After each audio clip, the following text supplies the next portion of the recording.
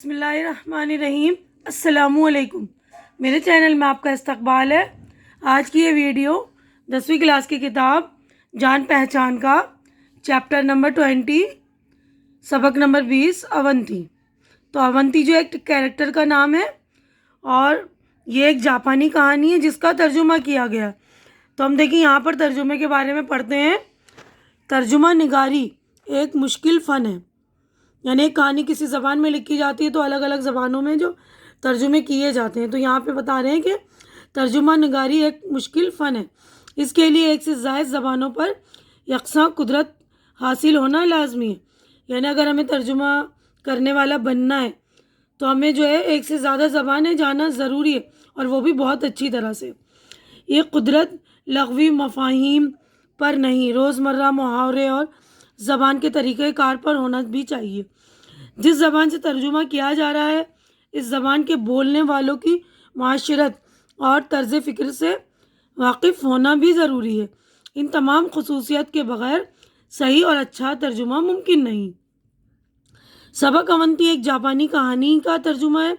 اونتی ایک حاضر جواب اور ذہین کردار ہے۔ کردار یعنی کیریکٹر۔ اس کے جوابات پر ہنسی آتی ہے لیکن وہ مسائل کو حل کرنے کا ہنر بھی جانتا ہے۔ جاپان کا یہ کردار ملا نصر الدین سے ملتا جلتا ہے۔ تو دیکھیے سبق کا نام ہے اونتی ہے، جیسا کہ یہاں پر بتایا گیا کہ ایک کردار ہے، ایک کیریکٹر کا نام ہے جو کہ ہنسی مذاق ہی نہیں کرتا، وہ کسی ہنسی مذاق کے انداز میں یا طنزیہ انداز میں کسی مسئلے کو حل بھی کر دیتا ہے۔ تو اونتی ایک خوش مزاج اور ہنسمکھ شخص تھا۔ غریبوں کا تو وہ بہت ہی عزیز دوست تھا، اس لیے لوگ اس سے بڑی محبت کرتے تھے۔ بعض لوگ اس سے حسد کرتے تھے اور اس کو چڑھانے اور نیچا دکھانے کی تاک میں لگے رہتے تھے، لیکن اونتی اپنی سوجھ بوجھ سے انہیں کو قائل کر دیتا تھا، یعنی انہیں سمجھا دیتا تھا اس بات کے لیے جس سے وہ لوگ اس کو چڑھاتے یا نیچا دکھاتے۔ ٹھیک ہے، تو یہ میں لیسن کی جو ہے ریڈنگ کر دوں گی اور اچھی طرح سے جو ایکسپلین کر دوں گی آپ کو، اور اس کے بعد ہم جو مشق وغیرہ اسٹارٹ کریں گے۔ ٹھیک ہے، اور جنہوں نے میرا چینل سبسکرائب نہیں کیا یا جو میرے چینل پہ نئے ہیں وہ پلیز میرا چینل سبسکرائب کر دیجئے، کیونکہ چینل کا سبسکرائب کرنا بالکل فری ہے۔ تو آپ لوگ چینل سبسکرائب کریں گے تو میری حوصلہ افزائی ہو جائے گی، تو پلیز آپ لوگ میری حوصلہ افزائی کر دیا کریں۔ تو دیکھیے میں آگے شروع کر رہی ہوں پڑھنا، ٹھیک ہے، تو آپ سن لیجیے گا دھیان سے۔ ایک بار اونتی کا مذاق اڑانے کے لیے ایک آدمی نے اس سے کہا، اونتی رات کو سو رہا تھا تو میرا منہ کھلا رہ گیا، اسی وقت ایک چوہا آیا اور میرے منہ میں گھس کر میرے پیٹ میں چلا گیا، تم ہی بتاؤ میں کیا کروں؟ اونتی نے فوراً جواب دیا، میرے دوست بس ایک ہی علاج ہے، تم ایک زندہ بلی کو پکڑ کر اسے نگل جاؤ۔ ایک بار اونتی کسی دوست کی بارات میں گیا، بارات والوں کو بہت اچھا کھانا کھلایا گیا۔ اونتی نے بھی خوب ڈٹ کر کھانا کھایا۔ کھانا کھاتے وقت اس نے دیکھا کہ ایک مہمان مٹھائیاں صرف کھا ہی نہیں رہا بلکہ جیب میں بھی بھرتا جا رہا ہے۔ اونتی بھلا ایسے موقع پر کب چوکنے والا تھا، وہ اپنی جگہ سے اٹھا اور چائے کی کیتلی اٹھا کر اس مہمان کی جیب میں انڈیلنے لگا، تو وہ ناراض ہو کر بولے، یہ کیا بدتمیزی ہے؟ چائے انڈیلتے انڈیلتے اونتی نے بھولے پن سے جواب دیا، بھائی میں آپ کو کوئی نقصان نہیں پہنچا رہا ہوں، آپ کی جیب نے بہت ساری مٹھائیاں کھائی ہیں، اس لیے اسے پیاس بھی ضرور لگی ہوگی، میں اسے چائے پلا رہا ہوں۔ ایک بار اونتی کے ملک میں 3 غیر ملکی تاجر آئے۔ اس ملک کے بادشاہ کے دربار میں آ کر انہوں نے یہ خواہش ظاہر کی کہ ہمارے سوالوں کے جواب دیے جائیں۔ وہاں کوئی ان کے سوالوں کا جواب نہ دے سکا، یہاں تک کہ بادشاہ بھی الجھن میں مبتلا ہو گیا۔ کسی نے بادشاہ کو رائے دی کہ اونتی کو بلایا جائے، وہی ان سوالوں کا جواب دے سکتا ہے۔ بادشاہ نے اونتی کو بلانے کی اجازت دے دی۔ ہاتھ میں لاٹھی لیے اپنے گدھے پر سوار اونتی دربار میں حاضر ہوا۔ بادشاہ نے اسے تاجروں کے سوالوں کا جواب دینے کا حکم دیا۔ اونتی نے کہا کہ تاجر اپنے سوال پوچھے۔ پہلے تاجر نے سوال کیا، بتاؤ زمین کا مرکز کہاں ہے؟ مرکز یعنی سینٹر، یعنی زمین کا جو ہے سینٹر پوچھا کہاں پر ہے؟ تو اونتی نے کسی تحمل کیے بغیر، یعنی کوئی کوئی لمحہ بتائے بغیر یعنی فوراً کسی تعمل کے بغیر لاٹھی سے اپنے گدھے کی طرف اشارہ کر کے کہا ٹھیک وہاں جہاں میرے گدھے کا اگلا دایاں قدم رکھا ہوا ہے وہیں زمین کا مرکز ہے۔ اونتی کا جواب سن کر تاجر بہت متعجب ہوا، متعجب ہے نا تعجب میں آ گیا، اس کو حیران ہو گیا۔ اس نے پوچھا آپ کو کیسے معلوم ہوا کہ مرکز وہیں پر ہے اور کسی دوسری جگہ پر نہیں ہے؟ اگر آپ یقین نہیں کرتے تو جا کر خود ناپ لیں، مرکز اس جگہ سے بال برابر بھی ادھر یا ادھر نکلے تو میں مان لوں گا کہ میرا جواب غلط ہے۔ اونتی کے جواب سے تاجر لاجواب ہو گیا، یعنی ہم ناپ تو نہیں سکتے نا پوری زمین کو، تو تاجر کو کوئی چارہ نہیں تھا اس کا جواب ماننے کے سوا نا، تو تاجر لاجواب ہو گیا۔ اونتی نے اب دوسرے تاجر سے اس کا سوال پوچھا۔ دوسرے تاجر نے کہا کہ آپ بتا سکتے ہیں کہ آسمان میں کتنے تارے ہیں؟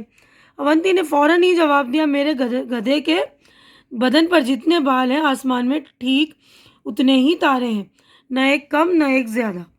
ٹھیک۔ تاجر نے پوچھا آپ یہ کیسے ثابت کر سکتے ہیں؟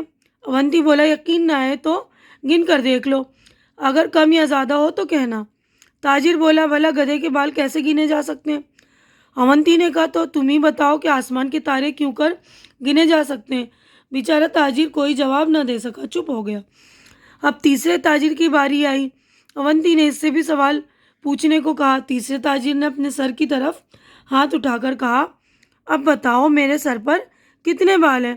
اونتی نے ہنس کر کہا اگر تم بتا دو کہ میرے گدھے کی دم میں کتنے بال ہیں تو میں تمہارے سر کے بالوں کی تعداد بتا دوں گا۔ یہ سن کر تاجر لاجواب ہو گیا اور بغلیں جھانکنے لگا، یعنی ایسے ویسے کرنے لگا، ادھر ادھر دیکھنے لگا۔ سب درباری اونتی کے جوابات سن کر حیرت میں تھے۔ بادشاہ نے اسے حاضر جوابی اور ہوشیاری کا انعام دیا اور تینوں تاجر اپنا منہ لٹکائے واپس چلے گئے۔ ایک بار ایک غریب مزدور نے ایک سرائے والی سے مرغی کا کباب لے کر کھایا۔ اس دن اس کے پاس پیسے نہ تھے، وہ قیمت فوراً نہ دے سکا اور دوسرے دن کا وعدہ کر کے چلا گیا۔ جب وہ دوسرے دن قیمت دینے آیا تو سرائے والے نے اس سے 1000 روپے طلب کیے۔ مزدور کا منہ حیرت سے کھلا رہ گیا۔ 1000 روپے؟ وہ سرائے والے سے بولا ایک مرغی کے کباب کی قیمت 1000 روپے؟ کیوں نہیں، تم خود ہی حساب لگا لو، اگر تم مرغی نہ کھاتے تو وہ کتنے انڈے دیتی، ان انڈوں سے کتنے بچے نکلتے ہیں، اور اس طرح جتنے بچے نکلتے ان کی قیمت اتنی ہی ہوتی ہے۔ سرائے کے مالک نے کہا۔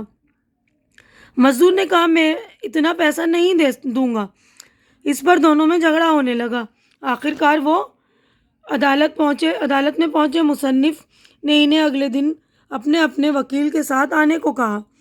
مزدور نے اونتی کے بارے میں سن رکھا تھا، وہ اونتی کے پاس گیا اور سارا ماجرا کہہ سنایا۔ اونتی نے مزدور سے کہا تم ٹھیک وقت پر عدالت میں پہنچ جانا، میں وہیں آ جاؤں گا۔ اگلے دن ٹھیک وقت پر سرائے کا مالک اور مزدور عدالت میں پہنچے۔ سرائے کے وکیل نے وہی پرانی کہانی دہرا دی۔ اب مزدور کو اپنی حمایت میں کچھ کہنا تھا، یعنی اپنے آپ کو اپنے بچاؤ کے لیے کچھ کہنا تھا، لیکن اس وقت تک اونتی وہاں پہنچ نہیں پایا تھا، جس سے مزدور بہت پریشان تھا۔ اتنی دیر میں اونتی وہاں آ پہنچا۔ اس نے دیر سے پہنچنے کے لیے معافی مانگی اور کہا آج مجھے اپنے کھیت میں گیہوں بونا تھا، اس لیے میں انہیں بنوانے چلا گیا تھا۔ اس بات پر سب لوگ ہنس پڑے۔ مصنف نے اونتی سے پوچھا کیا کہیں بھنے ہوئے گیہوں سے بھی پودے اگتے ہیں؟ اونتی بولا آپ ٹھیک کہتے ہیں جناب، بھنے ہوئے گیہوں سے پودے نہیں اگ سکتے، اسی طرح بھنی ہوئی مرغی بھی انڈے نہیں دے سکتی۔ مصنف کو اونتی کی بات ٹھیک معلوم ہوئی، اس لیے اس نے فیصلہ سناتے ہوئے کہا سرائے کے مالک کو صرف ایک مرغی کی قیمت پانے کا اختیار ہے۔ تو یہ کہانی جو ہے جاپانی لوک کہانی ہے اور اس کا ترجمہ کیا گیا ہے اردو میں، ٹھیک ہے نا؟ تو ہماری ویڈیو میں آج کی ویڈیو میں بس اتنا ہی آج کی ویڈیو یہیں پر میں مکمل کر رہی ہوں، کیونکہ کافی لمبی ویڈیو ہو گئی ہے نا۔ تو اگلی ویڈیو میں ہم مشق وغیرہ کریں گے، یعنی ایکسرسائز کریں گے۔ امید کر رہی ہوں کہ میری ویڈیو آپ کو اچھی لگ رہی ہوگی۔